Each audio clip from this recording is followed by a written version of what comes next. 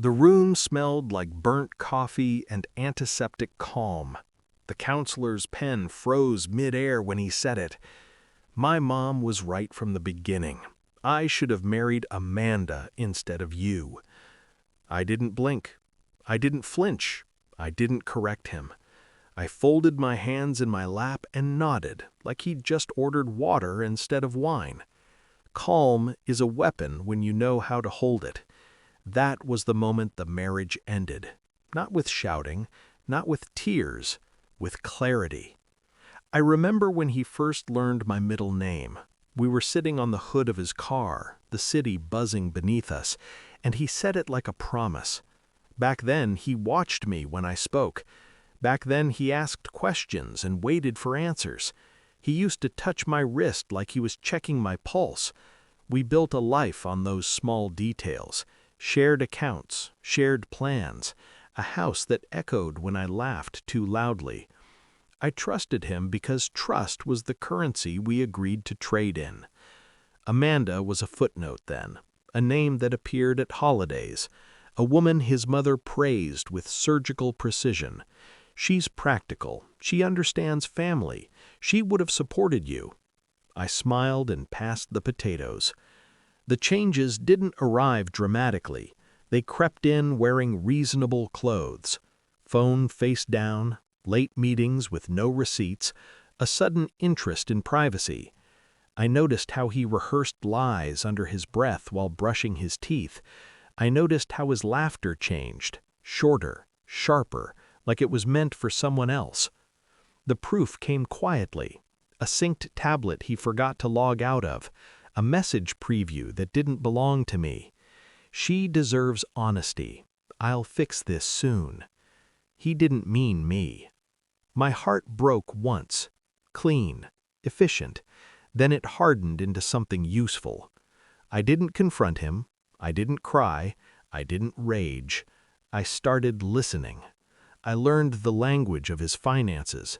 I learned which documents mattered and which ones lied.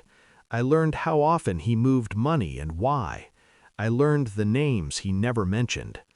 When he asked for an uncontested divorce, I agreed. When he asked me to move out quietly, I did.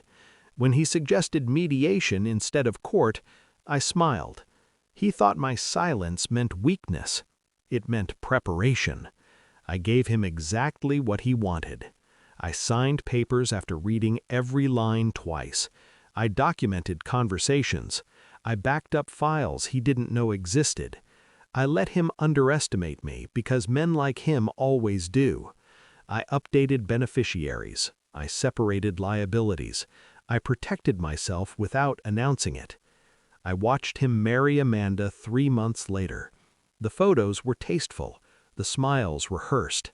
His mother beamed like a victory banner. I moved on with my life publicly.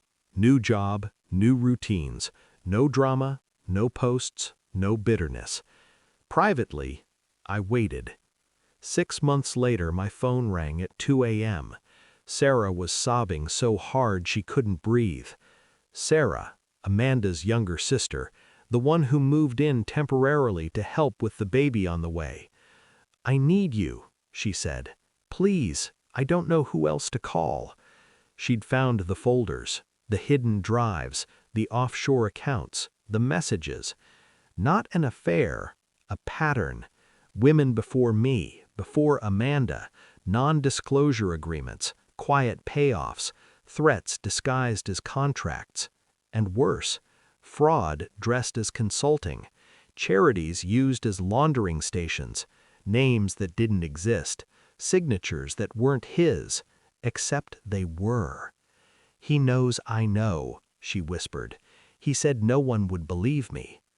I closed my eyes and felt nothing. Relief is cold like that.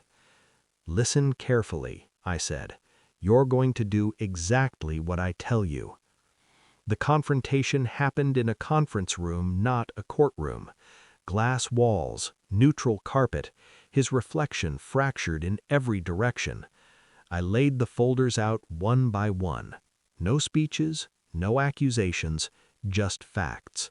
His face drained slowly, like a leak he couldn't patch. Amanda cried. His mother went silent.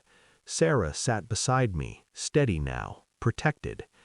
I watched him realize the truth in stages, that I wasn't emotional, that I wasn't impulsive, that I had already won.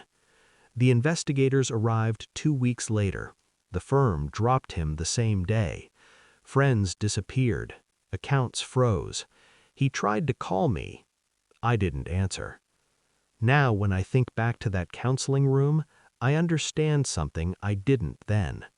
Betrayal doesn't always announce itself with fire. Sometimes it whispers. Sometimes it assumes you won't listen. I listened. I didn't scream. I didn't beg.